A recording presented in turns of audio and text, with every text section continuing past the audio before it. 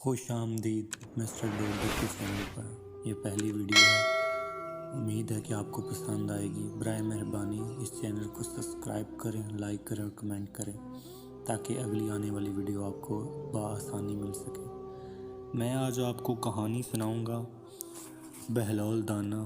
हज़रत बहलोल दाना जो बड़े बुज़ुर्ग गुज़रे हैं इस दुनिया में, जिनका नाम है, जो अक्लमंद थे बहुत ज़्यादा। हर मसले को उन्होंने बड़े अच्छे अंदाज में सुलझाया और लोगों की मदद की। सारी ज़िंदगी दरवेशी में गुजारी। आज की कहानी मैं आपको सुनाऊंगा पंजाबी में। ये कहानी है जिहड़ी कहानी हज़रत बहलोल दाना और हज़रत जुनैद बगदादी दी है। एक दफ़ा जी हज़रत जुनैद बगदादी सफ़र ते निकल गए अपने मरीदां नूं नाल लैके।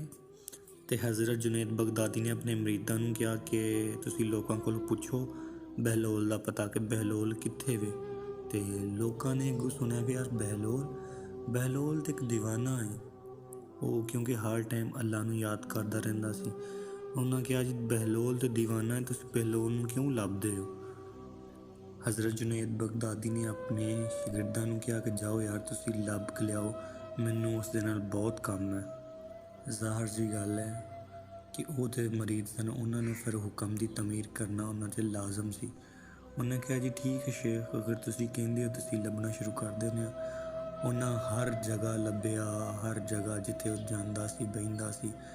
आखिरकार एक हज़रत जुनैद बगदादी उत्थे पहुंचे ते बहलोल सहरा दे अंदर सिर दे थले इट रख के आराम कर रहा सी। हज़रत जुनैद बगदादी ने जांदे पहले सलाम किया। हज़रत बहलोल दाना ने इन्हां दी तरफ वेख्या तो कहंदे ने जी तुसी कौन। वो कहंदे ने जी मैं जुनैद बगदादी हाँ। हज़रत बहलोल ने जवाब दिता, अच्छा तुसी ओ ही हो वो जेड़े बुजुर्गी दियां लोकां नूं गल्लां सिखा रहे हो। हज़रत जुनैद बगदादी ने जवाब दिता, जी मैं कोशिश कर रहा हाँ। हज़रत बहलोल ने उत्थे ही पहला सवाल पूछा कि अच्छा मैनूं दसो तुहानूं खाना खाण दा तरीका आउंदा है। हज़रत जुनैद बगदादी ने फ़ौरन जवाब दिता, हाँ जी खाना खाण दा तरीका आउंदा है, क्यों नहीं। सब तो पहला बिस्मिल्लाह पढ़ो, सामने चीज़ रखी, बिस्मिल्लाह पढ़न तो बाद अपने सामने चीज़ां खाना, छोटे छोटे नवाले करना, आहिस्ता आहिस्ता चबाना और खांदे वक्त अल्लाह दी याद तो गाफिल नहीं हुंदा। दोबारा बोलिया कि जेड़े लुकमे खाना अल्हम्दुलिल्लाह कहना, खाना खान तो पहले हाथ धोना, अल्लाह पाक दा शुक्र अदा करना और फारग हो जाना। ऐ सुन के बहलोल उठ खड़ा होया और अपने दामन समेटिया और क्या कि शेख तुहानूं तो खाना खान दा नहीं पता, तुसी पीरां दे मुर्शिद बनी फिरदे हो, तुहानूं तो खाण पीन दा नहीं पता कि खाना किस तरह। ते बहलोल अपना रास्ता लैके परन चले गए। शेखा ने मरीदा ने कहा कि हज़रत ये तो दीवाना बंदा है, तो दीवाना बंदा है, तुसी इस दीवाने दे पीछे लगे हो, दीवाने दे पीछे क्यों लगे हो। हज़रत जुनैद बगदादी ने अपने मरीदा नूं कहा, वल्ला या हज़रत ए बंदा मैनूं पता है दीवाना है। हाय की दीवाना है।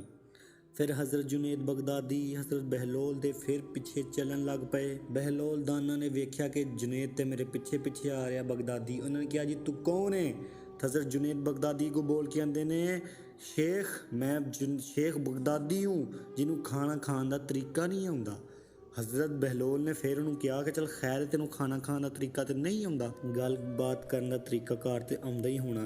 हज़रत जुनैद बगदादी ने कहा जी हाँ क्यों नहीं आउंदा। हज़रत बहलोल ने कहा चलो दसो। उन्होंने कहा जी मैं हर गल अपने अंदाजे के मुताबिक करना, सुनने वाले की अकल के मुताबिक करना ताकि वो मेरी गल नूं समझ सकन, और मैं हर गल अल्लाह वास्ते करना वा ताकि लोग अल्लाह और इसके रसूल के अहकामात नूं समझ सकन। और यह ख्याल जिहड़ा ना मैं ज़रूर रखना अपने दिल च कि इन्नी को गल करा जिन्ना को लोग सुन सकन, इन्ना नहीं बोलदा कि लोग मेरे को तंग आ जान। ये हज़रत बहलोल सुन के उत्थे ही कहंदे ने कि बगदादी तेनों खाना खान का तो पता नहीं सी, तेन ते गल करन दा भी नहीं पता।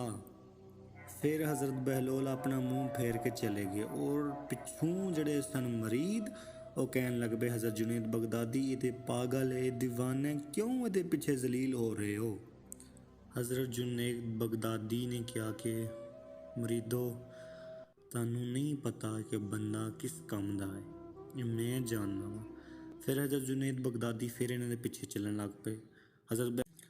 ਹਜ਼ਰਤ ਬਹਿਲੋਲ ਦਾਨਾ ਨੇ ਹਜ਼ਰਤ ਜੁਨੈਦ ਸਾਦੀ ਨੂੰ ਕਿਹਾ ਕਿ ਚਲੋ, ਤੁਹਾਨੂੰ ਖਾਣਾ ਖਾਣ ਦਾ ਤਾਂ ਕੋਈ ਪਤਾ ਨਹੀਂ ਹੈ, ਗੁਫ਼ਤਗੂ ਕਰਨ ਦਾ ਤੁਹਾਨੂੰ ਪਤਾ ਨਹੀਂ ਹੈ, ਇਹ ਤੇ ਪਤਾ ਹੋਣਾ ਕਿ ਸੌਂਦੇ ਕਿੰਝ ਆ। ਸ਼ੇਖ ਨੇ ਕਿਹਾ ਜੀ ਹਾਂ ਪਤਾ ਹੈ। ਹਜ਼ਰਤ ਬਹਿਲੋਲ ਨੇ ਕਿਹਾ ਜੀ ਹਾਂਜੀ ਦੱਸੋ ਜੀ, ਕਿਸ ਤਰ੍ਹਾਂ ਸੌਂਦੇ ਹੋ ਜੀ। ਉਹਨਾਂ ਨੇ ਕਿਹਾ ਜੀ ਮੈਂ ਇਸ਼ਾ ਦੀ ਨਮਾਜ਼ ਪੜ੍ਹ ਕੇ ਦਰੂਦ व ਤਵਾਇਫ ਸੇ ਫਾਰਗ ਹੋ ਕਰ, ਮਤਲਬ ਕਿ ਮੈਂ ਸਭ ਕੁਝ ਅੱਲਾ ਤੋਬਾ ਕਰਕੇ ਮੈਂ ਸੋ ਜਾਂਦਾ। ਹਜ਼ਰਤ ਬਹਿਲੋਲ ਦਾਨਾ ਨੇ ਕਿਹਾ ਕਿ ਤੁਹਾਨੂੰ ਤੇ ਸੌਣ ਦੇ ਅਦਾਬ ਵੀ ਨਹੀਂ ਆਉਂਦੇ।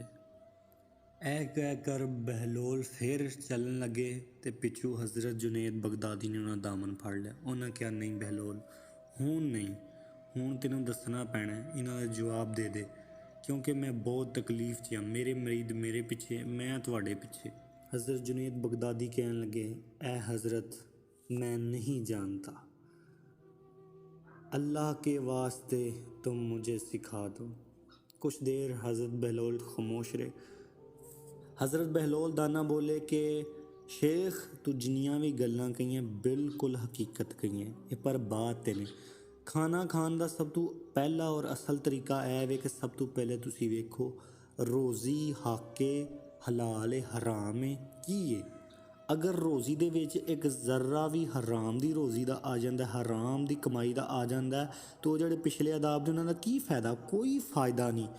ਪਹਿਲੇ ਨੰਬਰ 'ਚ ਹੱਕ ਹਲਾਲ ਦੀ ਰੋਜ਼ੀ ਹੋਣੀ ਚਾਹੀਦੀ। ਸ਼ੇਖ ਨੇ ਕਿਹਾ ਵਾਹ ਸੁਬਹਾਨ ਅੱਲਾ।